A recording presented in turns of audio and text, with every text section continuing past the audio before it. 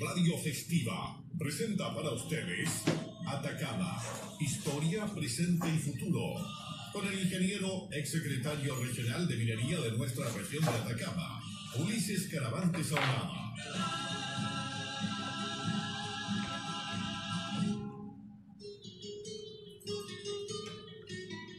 Muy buenas tardes, amigos, amigas de Radio Festiva, audiencia mayoritaria de esta radioemisora regional que transmite desde sus estudios en Copiapó, capital de la región de Atacama.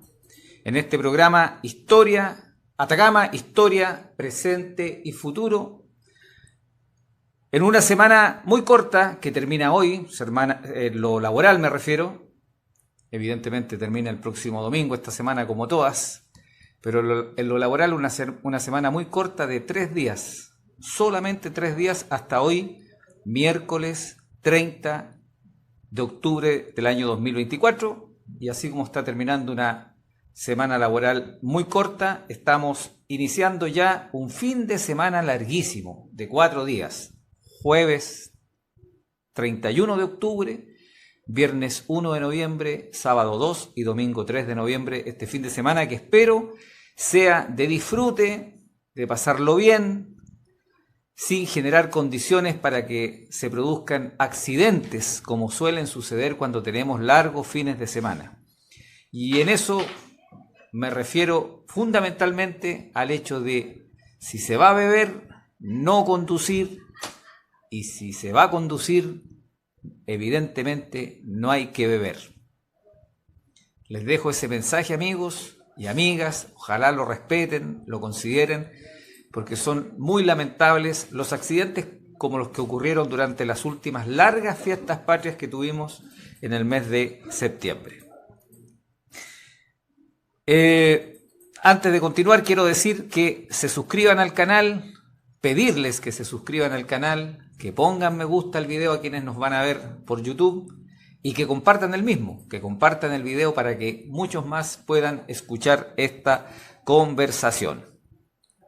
Mañana, miércoles 31, es feriado porque es el día de las iglesias evangélicas y protestantes. Me parece muy bien.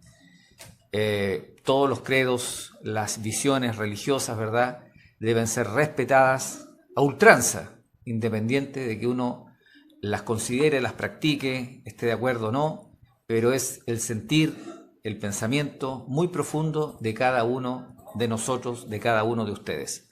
Entonces, mañana es el día de las iglesias evangélicas y protestantes en todo Chile. El día 1 de noviembre estamos hablando del Día de Todos los Santos. Concurrimos masivamente, por lo menos en Chile, a visitar aquel lugar donde quedaron sepultados, ¿verdad?, los restos materiales de nuestros seres amados que en un momento nos acompañaron en nuestra vida y que tuvieron su momento de partida, que cumplieron con ese plazo inexorable, con esa certeza única que traemos al nacer. Porque la única certeza que traemos al nacer es que en algún momento nos tenemos que ir. Es la única certeza. No sabemos si vamos a ser profesores, ingenieros, comerciantes, abogados, chofer de un bus, navegante. No tenemos certeza de nada, solo que vamos a partir de este mundo. Entonces, por miles, los chilenos concurren a los cementerios a recordar, a rendir un homenaje ante ese resto material que ahí está, a aquellos seres que nos dieron alegría, que nos acompañaron y de los cuales obviamente tenemos recuerdos muy hermosos, imborrables en nuestras vidas. Así es que disfruten ese momento, disfrútenlo en el recuerdo, si ustedes quieren, emocionado, pero felices de haber tenido como parte de su existencia a ese ser que ya partió. Los grandes y pequeños ríos todos van a dar al mar, escribió el poeta y escritor español Jorge Manrique. en las coplas a la muerte de su padre. Los grandes y pequeños ríos, todos van a dar al mar. Cualquiera sea nuestro estrato social, nuestra condición de vida, todos vamos a ir a dar al mar eterno. 1 de noviembre de 1520, el navegante portugués al servicio de la corona de España, don Fernando de Magallanes, alguien me ha dicho en más de una oportunidad a propósito de un libro que publiqué sobre ese hecho, que voy a relatar, un libro que muestro en el video, para los que están viendo el video.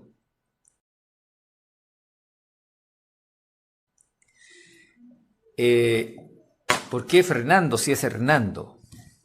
La verdad que hay libros escritos muy antiguos que hablan de Ferdinando, Fernando y Hernando. Así es que, sea cual sea en realidad el nombre, los tres son el nombre. La F ha sido reemplazada por la H. Recuerden que se dice fierro y también se dice hierro. Bueno, este portugués al servicio de España, buscando llegar a las tierras de las especies, de la canela, de la pimienta y de otras más, que es la zona de la Polinesia, las Filipinas, que necesitaban los europeos de antaño, y todavía nosotros también usamos pimienta, canela, cominos, etc. Quisieron buscar los españoles, la corona de España, una ruta hacia las especias, hacia las tierras de las especias, navegando hacia el occidente. No bordeando África, pasando por el Cabo de Buena Esperanza al sur de África y metiéndose en el Océano Índico, porque esa ruta precisamente la tenían los portugueses. Dada esa condición, España, el Reino de España, buscó por el occidente y no hacia el oriente esta ruta de las especies, y a raíz de eso, Fernando de Magallanes y su flota de 5 naos, de 5 carabelas, descubrió lo que hoy conocemos como el Estrecho de Magallanes el 1 de noviembre de 1520. Hace ya más de 500 años. En el 2020, cuando vivíamos en estado de pandemia, cuando todos estábamos confinados en nuestras casas por las cuarentenas que se establecieron, se conmemoraron los 500 años de la llegada de Fernando de Magallanes al estrecho que hoy lleva su nombre y que son aguas jurisdiccionales chilenas. En las bitácoras de Magallanes figura como fecha de arribo el 21 de octubre de 1520. Y eso ha llevado incluso a los compatriotas que viven en Magallanes, fundamentalmente en Punta Arenas, a caer en el error de celebrar el 21 de octubre la llegada de Magallanes. Esa fecha 21 de octubre, ¿por qué digo error? Porque ese 21 de octubre era de un calendario que ya no existe. El calendario juliano. ¿Por qué juliano? Porque lo implantó el emperador romano Julio César en el año 46 a.C., un calendario al cual no se le fueron haciendo correcciones durante siglos en que estuvo vigente, y que por lo tanto se fue generando, y por tal razón, un desfase en el tiempo. Ustedes recordarán que nosotros tenemos cada 4 años un mes de febrero con 29 días, y no con 28. ¿Por qué eso? Porque se hacen los ajustes a la inexactitud que tiene el tiempo durante un año. Un año, decimos, dura 365 días, pero en verdad no dura 365 días, dura 365 días y algunas horas. Y por lo tanto, cada 4 años tenemos que agregar un día más en el año calendario, es decir, tenemos años de 366 días, y con eso vamos corrigiendo el tiempo. En la época del calendario juliano, esa corrección nunca se hizo, y se fue acumulando un error tras error, y cuando en la época del siglo XVI, 1500 y tanto, teníamos un desfase de 11 días con la fecha real astronómica. El Papa Gregorio XIII, por lo tanto, decidió en 1582, dado los argumentos que le hicieron científicos de la época, que se corrigiera el calendario juliano y se instituyera un nuevo calendario, el cual, por haber sido instaurado durante el pontificado de Gregorio XIII, Papa Gregorio XIII, se llama calendario gregoriano, y ese calendario es el que tenemos vigente hoy. Por lo tanto, si corregimos la fecha de arribo de Magallanes, que en su bitácora señala el 21 de octubre de 1520, llegamos, sumando 11 días, llegamos al 1 de noviembre de 1520 en el calendario gregoriano, que es el calendario que hoy día nosotros vivimos. Nosotros no vivimos en base al calendario juliano, el que hizo Julio César. Así es que eso, amigos, espero no haber sido muy enredado o haber sido poco claro respecto de la explicación que acabo de dar. 1 de noviembre, una fecha histórica para Chile del año 1879, perdón, 2 de noviembre, ya paso al 2 de noviembre. 2 de noviembre de 1879 se produce lo que hoy es considerado como el primer ataque anfibio de la era moderna, orgánicamente planificado. ¿A qué me estoy refiriendo?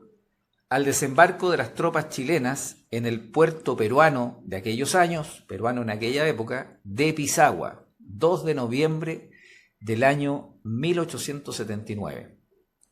En el marco de la Guerra del Pacífico. ¿Qué fue la Guerra del Pacífico? Aquella guerra que enfrentó a Chile frente a sus vecinos del norte, Perú y Bolivia, a partir del 14 de febrero de 1879 y guerra declarada formalmente entre Chile y Perú el 5 de abril de ese mismo año 1879. A partir de ese 5 de abril solo hubo enfrentamientos marítimos. Perú y Chile se disputaron el dominio del mar, pues sabían las cúpulas militares y políticas de la época en ambos países que quien dominara el mar tenía las mayores posibilidades de ganar la guerra por el hecho de poder avanzar vía marítima hacia territorios enemigos con sus fuerzas terrestres. Pues bien, el 8 de octubre, algo que referimos en este programa, Chile ganó la guerra en el mar. Apresó frente a Punta Angamos al monitor peruano Huáscar, que tenía de cabeza al mando naval chileno tratando de capturarlo. Pues bien, esa fecha, 8 de octubre de 1879, se capturó el Huáscar por parte principalmente de los blindados chilenos Cochrane y Blanco, más los Higgins también, Covadonga, el Loa, también involucrado en ese combate. Y a partir de ese hecho, Chile quedó con las puertas abiertas hacia el norte y el gobierno chileno tomó la decisión de que las fuerzas militares avanzaran hacia territorio peruano. 5 de la mañana del día 2 de noviembre de 1879, desde la costa peruana de Pisagua, se avistó una enorme flota chilena compuesta por 7 buques de guerra de la Escuadra Nacional que estaban bajo el mando del capitán de navío don Manuel Thompson, que había cometido un error de cálculo, se pasó de largo Thompson respecto de la latitud de Pisagua, donde tenía que dejarse caer con su flota. Se devolvió y se retrasó para el día 2 de noviembre el asalto de esta enorme expedición marítima que había zarpado días antes del puerto de Antofagasta. ¿Quiénes conformaban esta flota de 7 buques de guerra? Los buques Cochrane, Blanco, Magallanes, O'Higgins, Covadonga, Loa, Amazonas y Aptao, todos bajo el mando del capitán de navío, como ya dije, don Manuel Thompson.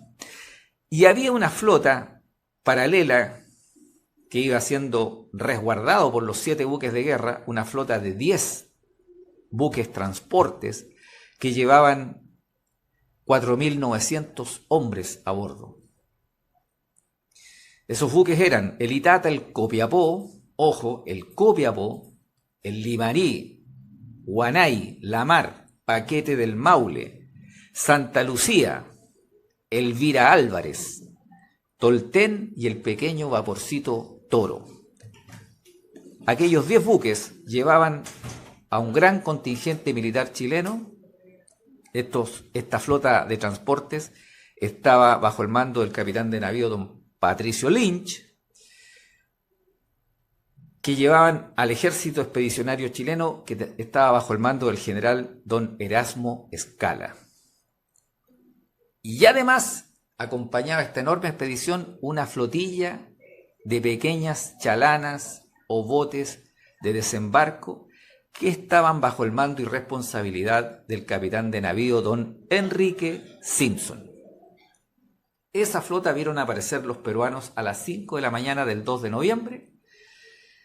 A las 7 de la mañana comienza el cañoneo desde los buques chilenos para acallar las baterías peruanas que protegían la bahía de Pisagua y prácticamente en forma paralela se inicia el desembarco, que tuvo como grandes protagonistas a los bravos del batallón Atacama, tan nombrado, tan referido, y por supuesto siempre deben ser tan honrados.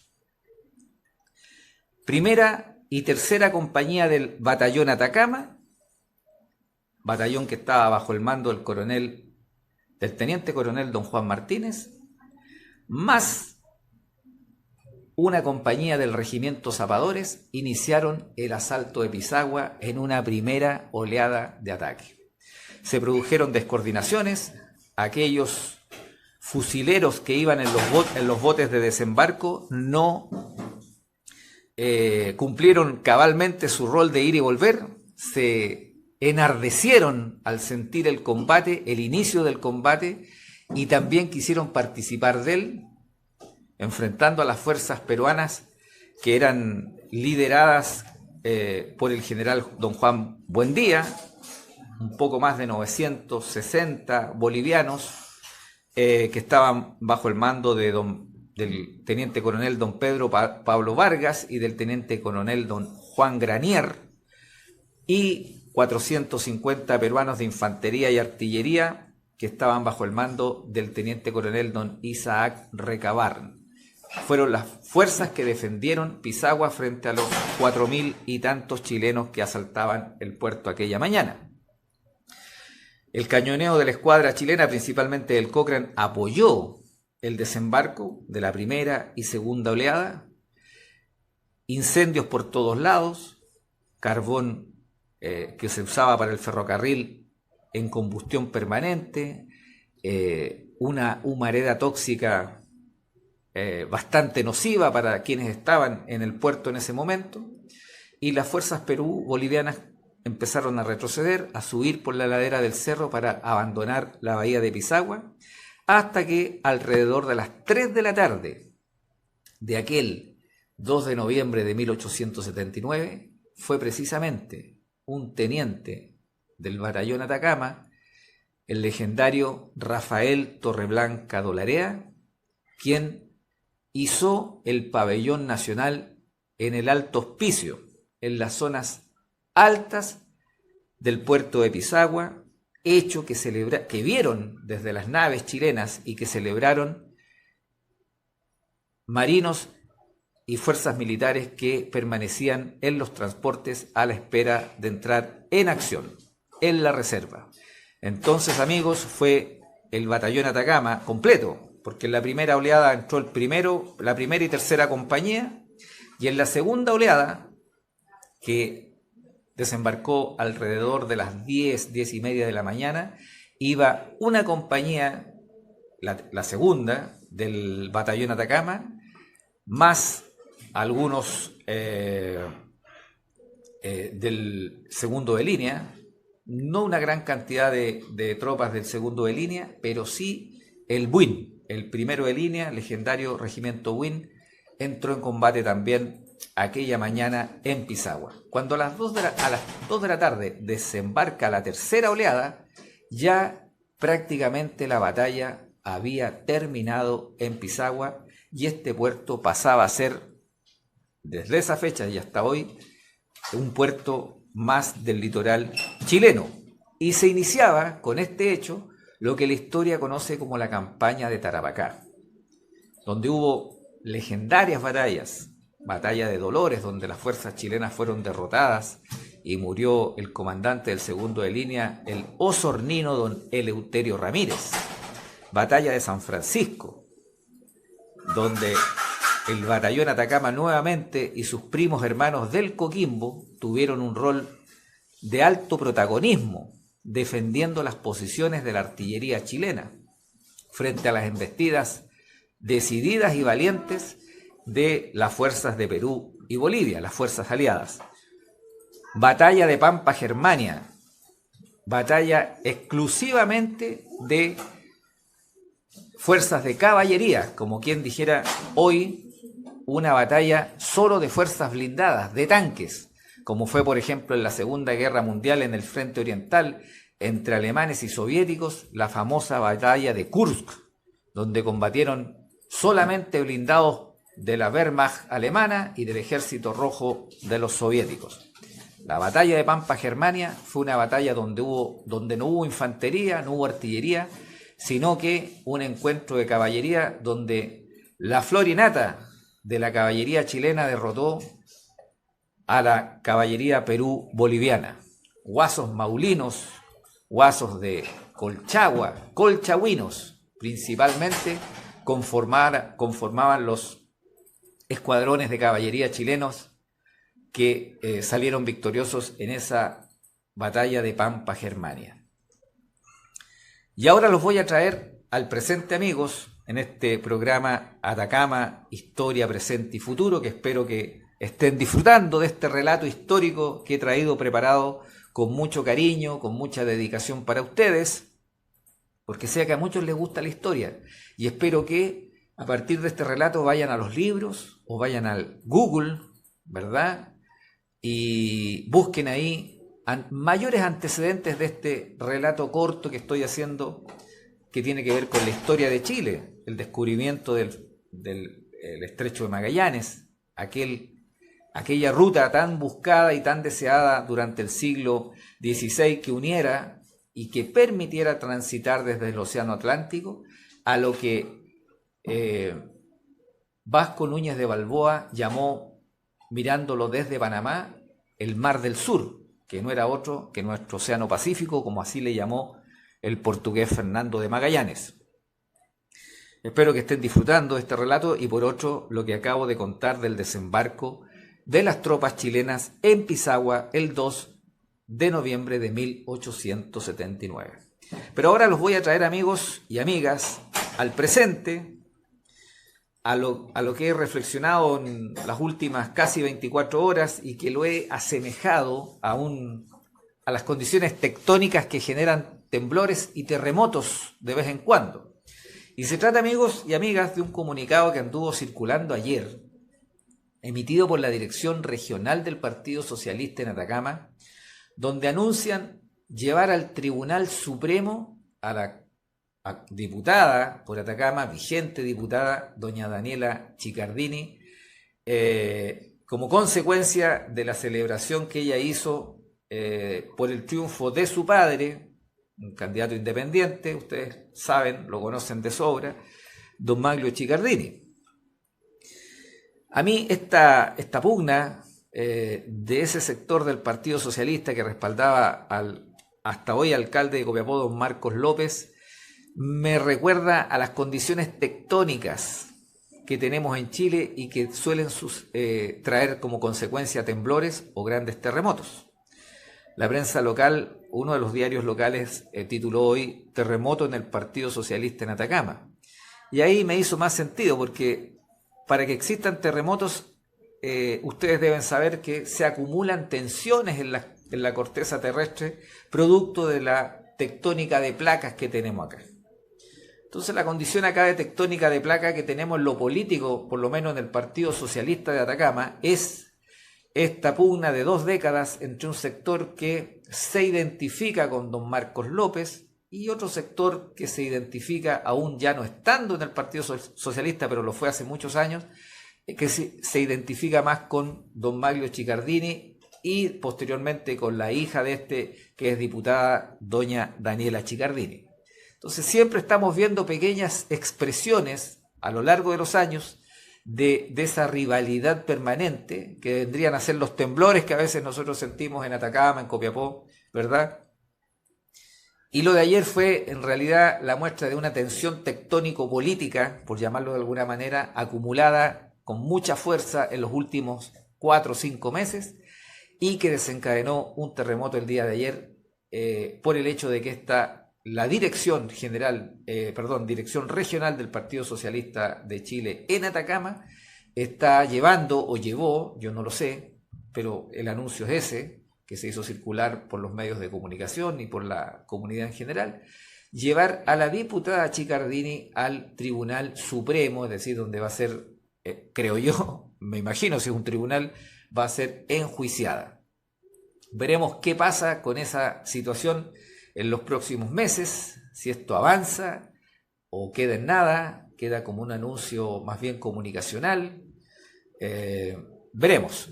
Vamos a ver qué pasa. Está en marcha y comenzando a tomar lentamente forma lo que va a ser la campaña de segunda vuelta de la elección de gobernadores, no solo en Atacama, sino entiendo que en casi todas las regiones del país.